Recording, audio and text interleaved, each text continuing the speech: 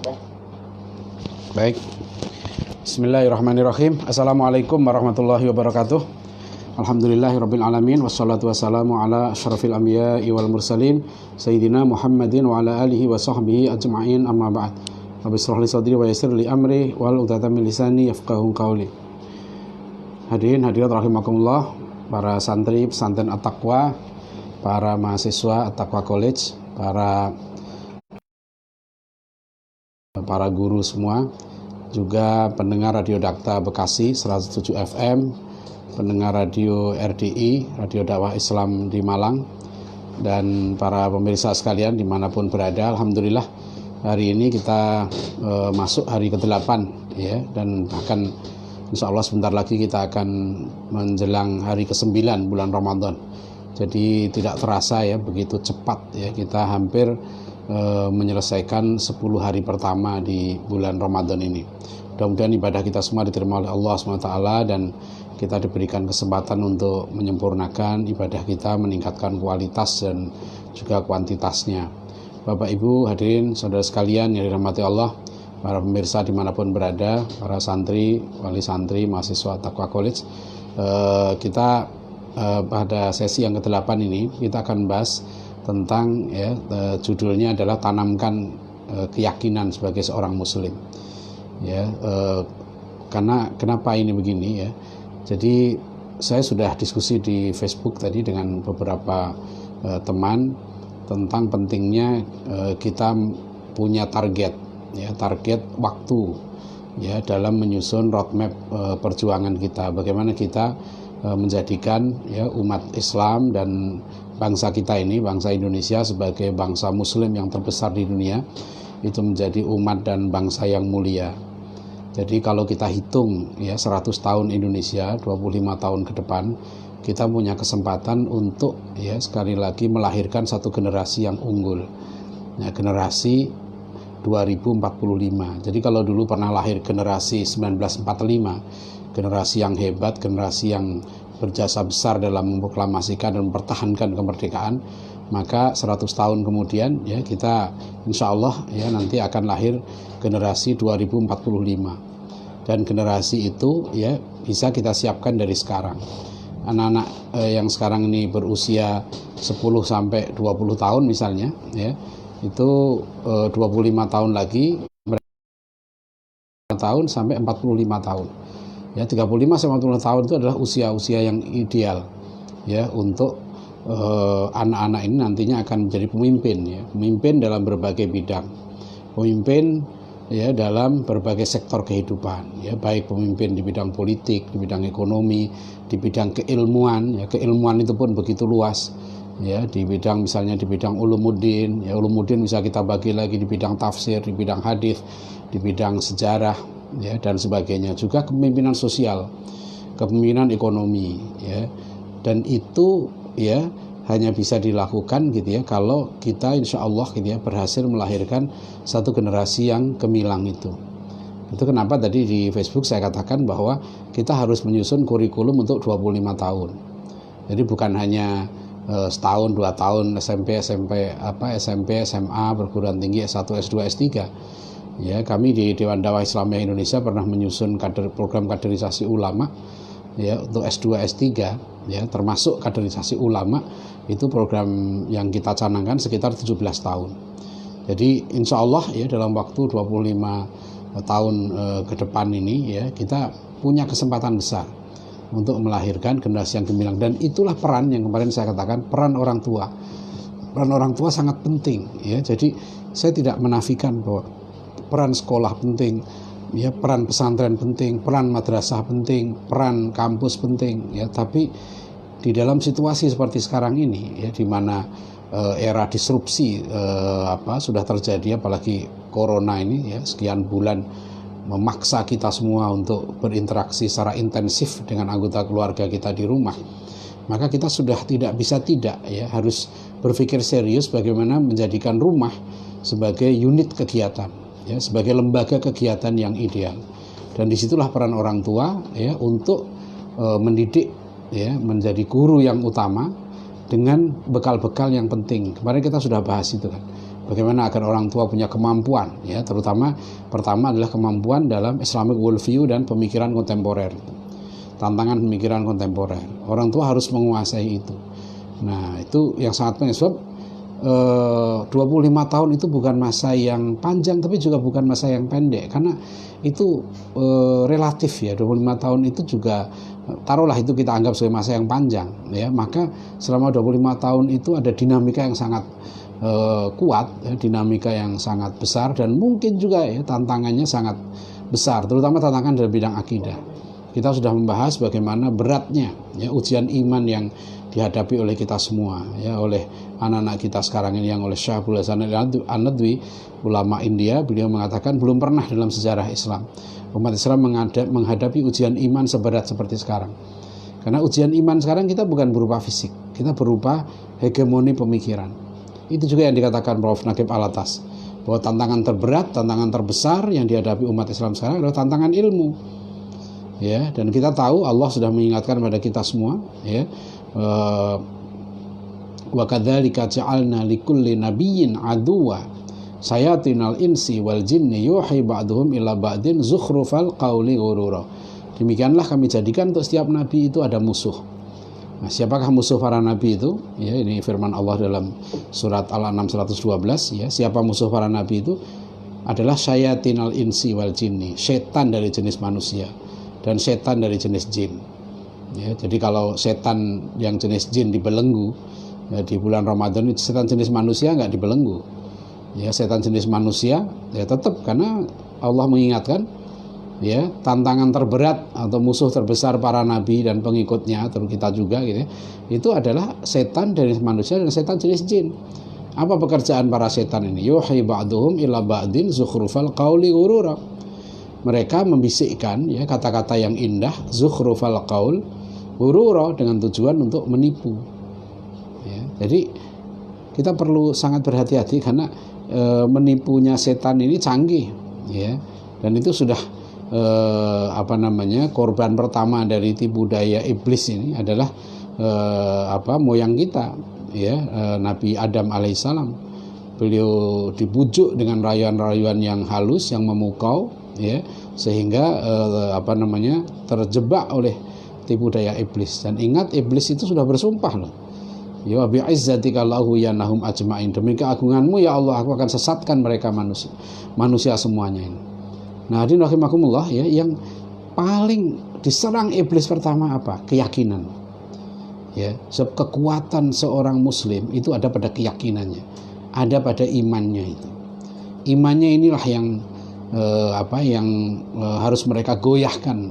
Nah, kalau imannya goyah, maka yang muncul adalah syak, ya, ragu-ragu. Maka mereka lakukan program tasykik, ya, dengan segala cara, baik setan manusia maupun setan jin. Mereka melakukan ini. Alladzi waswisu fi sudurin nas minal jinnati wan nas. Ya, mereka membuat was-was, ya, membolak-balik hati manusia itu, sehingga kita diajari doa oleh Rasulullah sallallahu alaihi wasallam, Allahumma ya muqallibal qulub tsabbit qalbi ala dinik. Ya Allah, zat yang bolak-balikkan hati, tetapkanlah aku dalam agamamu ya Allah. Nah, itu ya. Jadi saya punya beberapa pengalaman, ya, yang merisaukan, ya. Suatu saat saya pernah ditanya oleh seorang anak SMA, ya, dalam sebuah pengajian, ya. Setelah itu ngobrol-ngobrol dengan pengurus masjid, ada seorang anak SMA di situ yang ikut. Dia bertanya, ya, Pak, apakah adil Allah memasukkan ke dalam surga orang-orang jahat hanya karena dia beragama Islam? Ya, dan apakah adil, kata dia, Allah memasukkan ke dalam neraka orang-orang baik hanya karena dia tidak beragama Islam? Nah, saya sudah pernah mendengar pertanyaan seperti ini, tetapi pertanyaan ini tidak diberikan oleh seorang anak SMA. Ya, jadi dari penelitian saya tentang faham pluralisme agama yang nanti insya Allah akan kita bahas tersendiri, ya, dampak dari faham pluralisme agama ini setelah saya survei, saya edarkan kuesioner-kuesioner di berbagai kelompok, ya, itu ternyata pengaruhnya cukup besar. Ya, pengaruhnya cukup besar. Saya pernah mengajar di satu universitas Islam, sejarah pemikiran modern, gitu ya. Ketika itu mahasiswa saya di Fakultas Sastra itu ada 94 orang. Ya, dan saya edarkanlah kuesioner pada mereka ini. Ya, menjawab ada 10 soal, mereka hanya menjawab setuju, tidak setuju. Ya, A setuju, B tidak setuju. Kemudian saya berikan ya di kalangan mahasiswa saya itu satu pertanyaan begini. Ya, Tuhan Maha Adil, ya, dan Tuhan akan memberikan pahala kepada setiap manusia, ya, yang percaya kepadanya dan berbuat baik pada sesama, apapun agamanya. Ya, jadi itu pertanyaan saya pada para mahasiswa itu, ya, mereka tinggal milih aja A atau B, A setuju, B tidak setuju. Bahwa Tuhan Maha Adil, Tuhan akan memberikan pahala ya kepada setiap manusia yang percaya kepadanya dan berbuat baik pada sesama, apapun agamanya. Nah, mahasiswa saya yang sudah dapat kuliah agama Islam ini 63% menjawab setuju.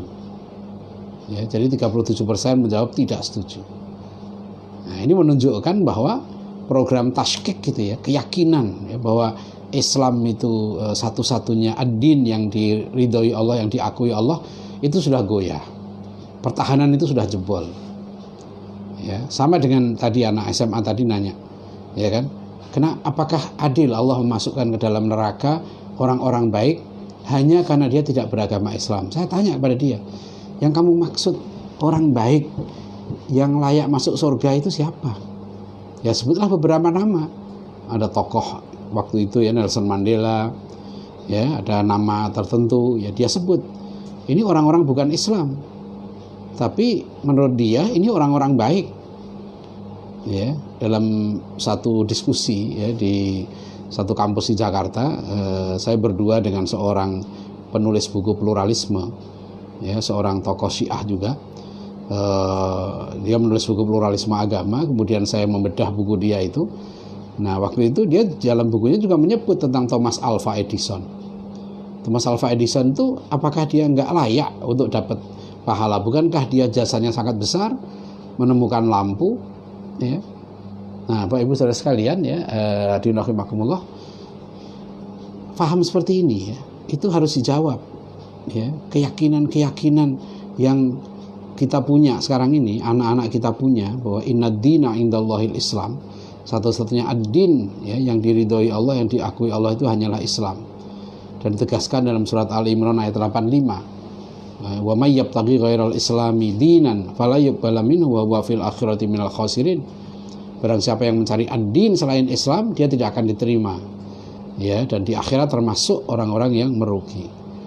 Jadi hadirin rahimakumullah ya, keyakinan ini penting ya, karena tadi anak-anak yang goyah itu akhirnya saja dialog. Nah, ini yang penting untuk kita orang tua juga memahami cara berdialog, karena kita nggak bisa hanya mengatakan begini menurut saya gitu ya.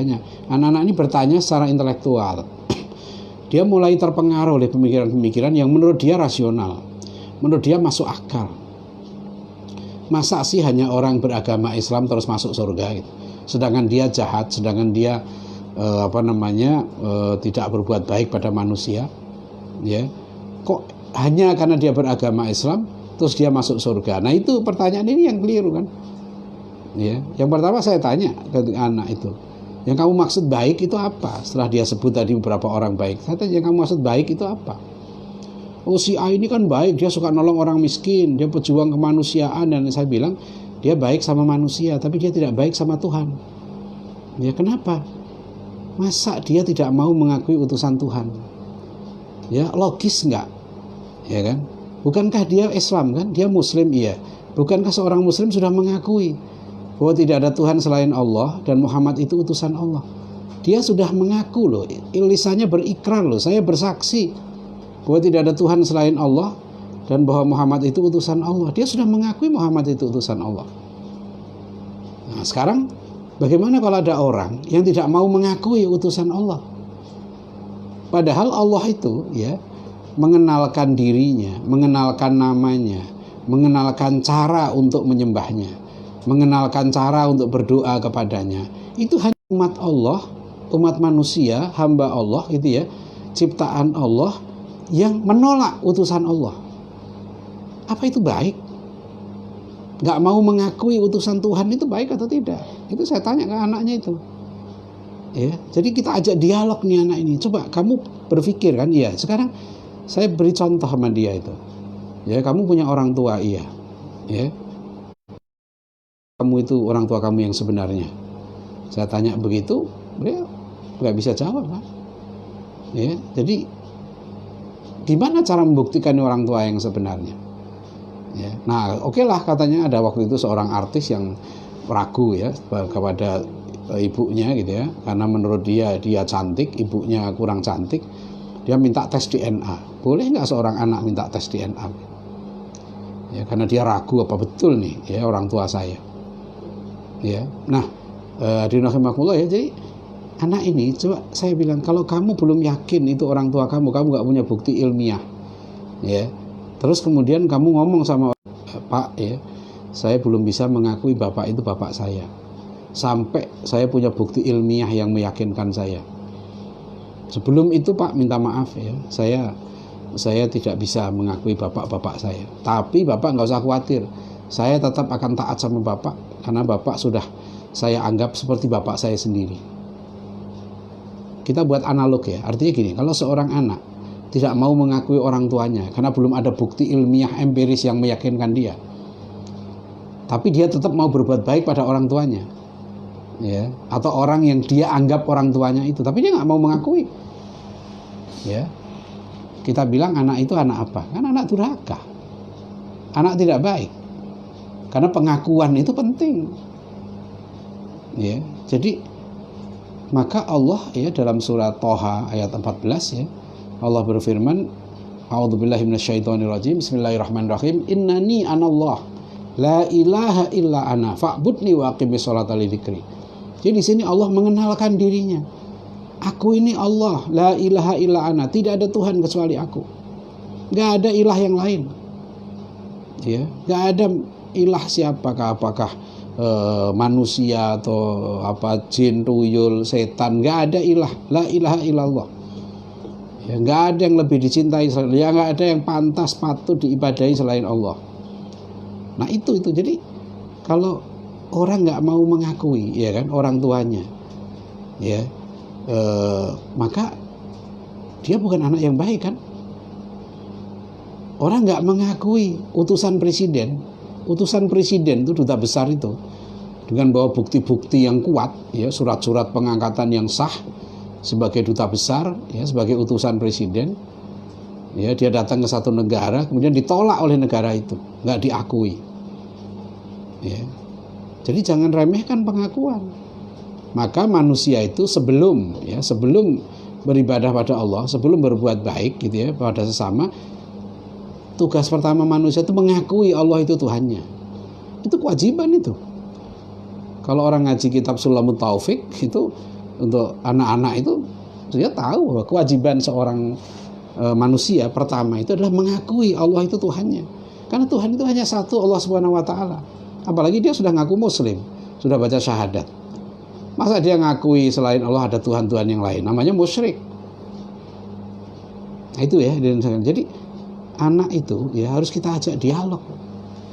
Ya, maka pengalaman kami mengajarkan Islamic worldview itu, kita harus dengan komparasi, mana siratal mustaqim, mana siratal al-maghdub, mana siratal ad-dhalin, ya, mana peradaban Islam, mana peradaban Barat, mana tradisi yang lain, peradaban yang lain.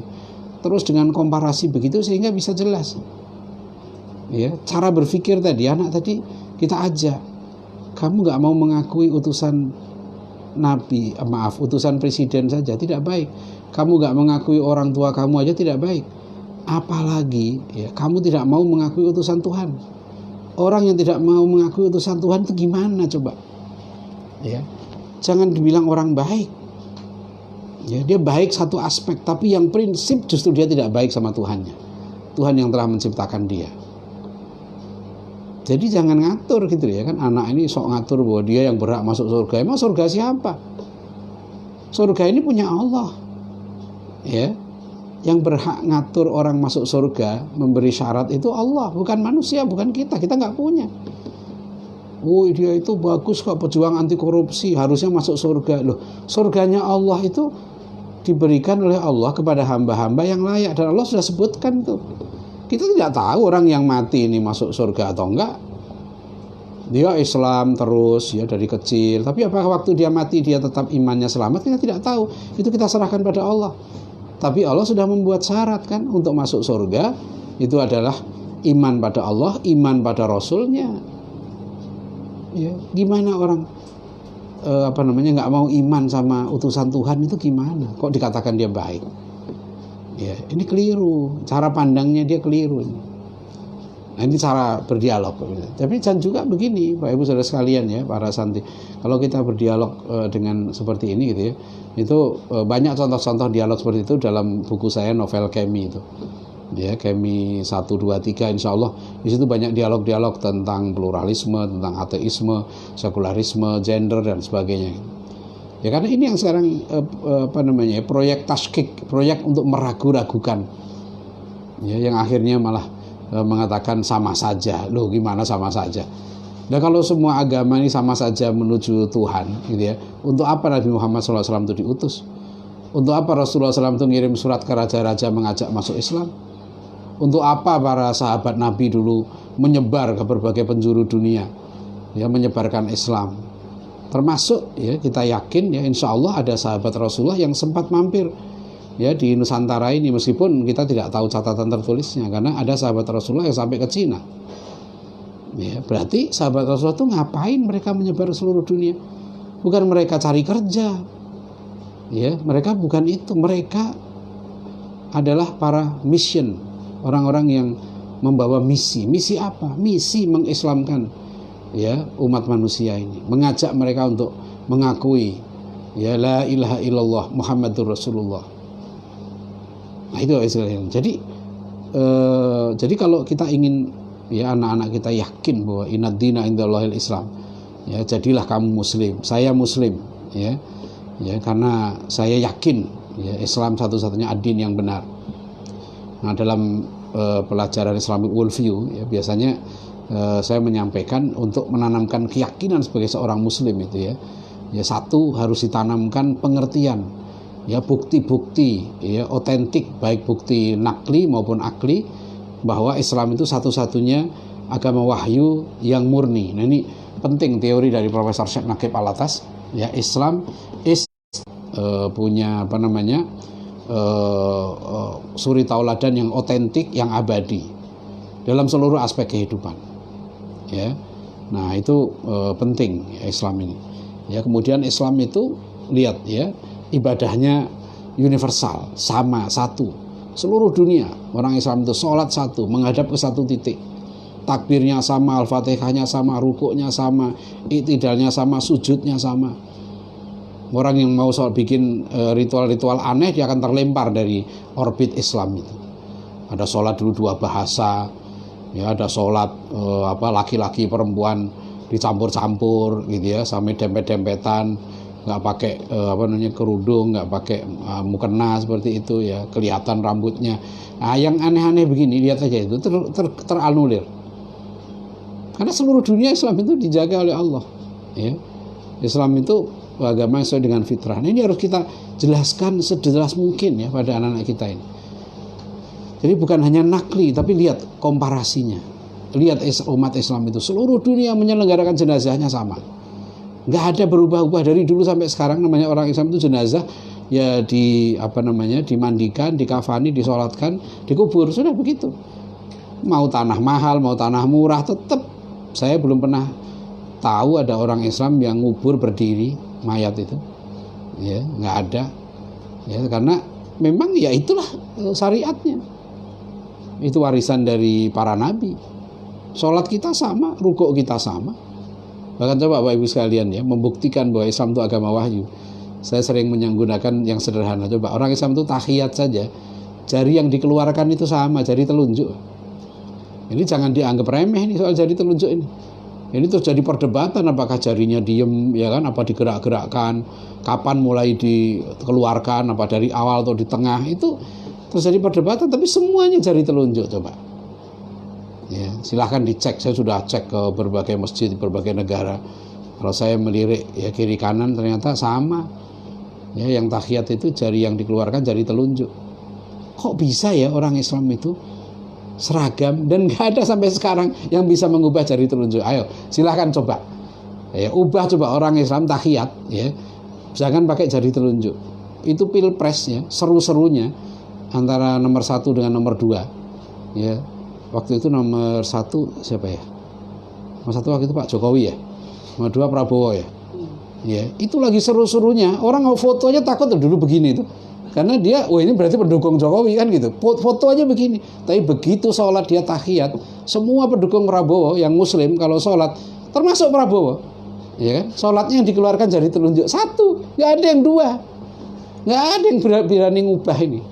Ya, nggak ada yang bisa ngubah. Ayo keluarkan, seluruh manusia bersatu mengubah tahiyat, nggak bisa.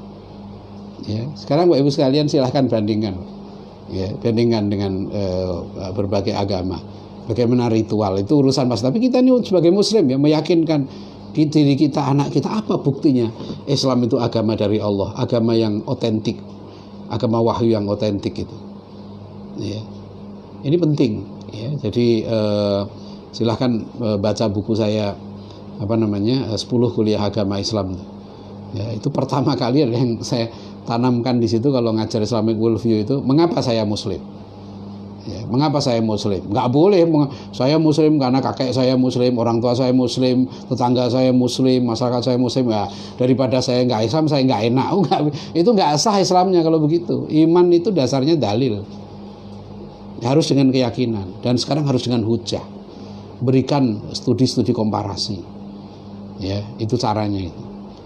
Dan tunjukkan, nih pahamnya begini, paham begini, ya. Buktikan Al-Qur'an begini, ya. Karena keyakinan itu penting, ya. Isyhadu bi anna muslimun, umat Islam itu umat yang akan umat yang mendapat tugas, ya, untuk melanjutkan amanah risalah. Risalah kenabian itu, ya, itu tidak boleh berhenti menegakkan kalimat tauhid, mewujudkan kehidupan yang rahmatan lil alamin, menyempurnakan akhlak. Itu misi Rasulullah SAW, misi para nabi semua. Dan setelah Rasulullah SAW wafat, maka misi itu dilanjutkan oleh para pewaris nabi, itu para ulama.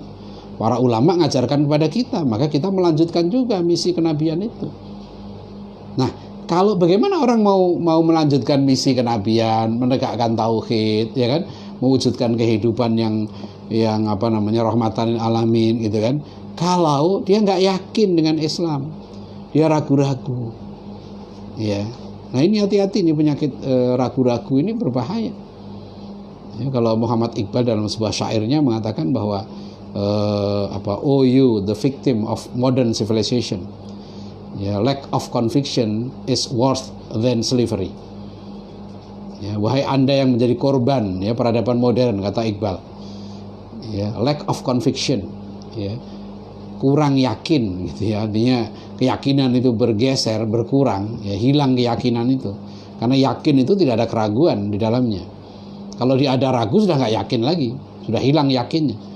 Maka kalau begitu, lack of conviction, kata Iqbal, is worse than slavery. Itu lebih buruk daripada perbudakan. Orang yang tidak yakin nih, kasihan, dia akan terombang-ambing hidupnya. Nah, itu Bapak Ibu saudara sekalian. Jadi kalau kita sekarang ini kembali kepada tugas kita, ya, sebagai guru, ya, sebagai orang tua, adalah bagaimana menanamkan keyakinan Islam sehingga tidak goyah, ya. Yang seperti ini tidak goyah, mau dia berhadapan nanti, ya, kalau ibaratnya virus gitu ya, itu udah kita vaksin nih anak ini, kita kasih vaksin gitu ya, nanti dia keluar udah kena virus yang relativisme segala macam gitu, dia sudah nggak mempan. Ya, maka cara mengajarkannya pun menanamkan akidah ini, tanamkanlah keimanan, konsep-konsep tauhid yang lurus, juga tanamkanlah tantangan-tantangannya, hal-hal yang merusak akidah itu yang dalam kitab Sulamut Taufik disebut sebagai Ar-Riddah. Ya, coba dalam kitab untuk anak-anak, ya, kitab akidah dan syariah untuk anak-anak itu, nama Sulamut Taufik itu di awal-awal aja sudah diingatkan oleh kitab ini. Yajibu ala kulli muslimin hifdhu islamihi amma yufsidu wa yubtilu wa ar-riddah. Wajib bagi setiap muslim untuk menjaga, ya, keislamannya, ya, dari hal yang merusak, membatalkan keislamannya, yaitu riddah. Wa aqsamuhu thalathatun. Riddah itu bisa 3 tuh, ya, jenisnya. Orang bisa keluar dari Islam, bisa batal Islamnya Bukan hanya sholat yang bisa batal, bukan hanya puasa yang bisa batal, bukan hanya haji yang bisa batal, Islamnya pun bisa batal. Apa yang membatalkan Islam itu namanya riddah. Dan itu 3 jenisnya. Ya, 1 riddah bil i'tiqad, keyakinannya goyah, keyakinannya hilang, ya, terhadap hal-hal yang wajib diimani, gitu ya. Kemudian yang kedua bil qaul, bil lisan, ya, riddah, dia mengucapkan, dia mengeluarkan opini-opini yang membatalkan Islamnya, itu bisa. Dan yang ketiga karena perbuatannya, ya, dia sujud kepada patung, ya, menyembah patung, sujud, bentuk ibadah dia itu, perbuatan dia itu perbuatan riddah. Dalam Islam nanti dia, orang seperti ini, ya, dia akan diadili di mahkamah syariah. Ya, ada mahkamah syariah seperti di Mesir pernah terjadi. Ya, seorang intelektual terkenal diadili di mahkamah syariah dan divonis dia telah murtad. Nah, kalau dia divonis murtad oleh mahkamah syariah, maka dia diberi kesempatan untuk bertobat. Jadi Pak Ibu hadirin sekalian, ya, ini ya, bagaimana menanamkan keyakinan, ya, saya muslim, saya memeluk agama yang benar. Dan yang kedua, ya, keyakinan bangga sebagai muslim itu, ya, itu akan tertanam kalau orang Islam ini memahami sejarahnya. Ya, dia memahami sejarah keagungan peradaban Islam. Ya, bahwa Islam ini bukan hanya konsep kosong utopia, tapi Islam itu adalah ajaran-ajaran yang mulia, ajaran yang lengkap, ajaran yang sesuai dengan fitrah manusia, yang telah terbukti, ya, mampu, ya, diterapkan di tengah masyarakat. Dan kemudian setelah betul-betul umat ini, masyarakat ini mengamalkan Islam, mereka akan menjadi umat yang kuat, menjadi umat yang mulia, umat yang hebat. Dan itu ada buktinya dalam sejarah. Itu bukan klaim kosong. Ya, kapan saja nanti umat Islam kembali kepada ajaran ini, ya, ajaran Islam itu yang abadi itu, karena Islam itu ajarannya tidak rusak. Al-Quran itu nggak diubah, nggak bisa diubah. Jadi karena nilai-nilai Islam itu abadi, maka umat Islam tidak pernah kehilangan pegangan. Ya, umat Islam tidak pernah kehilangan jalan pulang. Orang-orang yang mencoba meruntuhkan Islam, meruntuhkan Al-Quran, itu dia hanya akan kembali ke dirinya. Dia merusak dirinya sendiri. Tapi Islam tidak. Ya, Al-Quran ini dijaga oleh Allah, ya, sampai akhir zaman. Nah, maka begitu juga kan ibadah kita, ritual kita, ya, itu dijaga oleh Allah. Bentuk tuntunannya itu abadi, gitu ya. Karena kita punya uswatun hasanah yang abadi juga. Jadi 2 di Nusantara, ya, ajarkan, memberikan pemahaman tentang Islam yang benar, yang komparatif, gitu ya, yang mampu menunjukkan keunggulan konsep Islam, ya, dalam berbagai bidang. Yang kedua, ya, ajarkan sejarah, berikan pengertian sejarah yang benar pada anak-anak sehingga mereka nanti bangga sebagai muslim. Dan dia kepada umat manusia dimanapun, ya, dia tidak goyah. Itu yang ditunjukkan oleh Syekh Yusuf Maqosari, ya kan, dibuang ke Sri Lanka, di sana mengislamkan orang, berdakwah di sana. Dibuang ke Afrika Selatan, di sana melanjutkan dakwah. Ulama-ulama kita dulu seperti itu, mereka kokoh, ya, tetap keyakinannya sangat kuat, ya, tidak goyah menghadapi tantangan-tantangan yang berkembang, ya, di zamannya itu. Nah, demikian, mudah-mudahan kita bisa ya, mendidik, ya, ikut andil dalam melahirkan satu generasi yang gemilang nanti, generasi yang dalam surat Al-Maidah 54, ya, itu disebut punya ciri-ciri cinta Allah dan Allah cinta pada mereka. Mereka berkasih sayang sama mukmin, ya, kemudian mereka bangga punya sikap izzah pada orang kafir. Mereka tegas kepada kekufuran. Kemudian mereka selalu berjuang di jalan Allah, yujahiduna fi sabilillah, dan mereka tidak takut dengan celaan orang yang suka mencela. Nah, ini nih. Jadi ini syarat-syarat generasi yang menang. Dan insya Allah, ya, kuliah-kuliah kita sore hari ini, ya, meskipun singkat, insya Allah ini, ya, seberapa kecilnya pun, ya, turutlah, ya, memberikan andil, ya, menyusun bangunan, meskipun kita hanya meletakkan satu batu bata dari bangunan kebangkitan peradaban Islam di Nusantara, terutama di negeri kita ini. Terima kasih. Sekali lagi mohon maaf kalau ada kata-kata yang kurang berkenan. Walafu minkum. Selamat menjalankan ibadah Ramadan dan selamat berbuka puasa. Bapak Ibu saudara sekalian yang ada pertanyaan, silahkan ke admin, ya, ke admin dari program Kurma Langka ini. Nomornya 0813 1856 6316. Ya, bisa dilihat di Facebook itu di poster ya, di situ ada adminnya 0813 1856 6316. Alhamdulillah sudah ada beberapa yang kemudian menghubungi saya untuk berdiskusi tentang beberapa hal ya tentang pendidikan ini. Terima kasih. Bila taufik wal hidayah. Wassalamualaikum warahmatullahi wabarakatuh.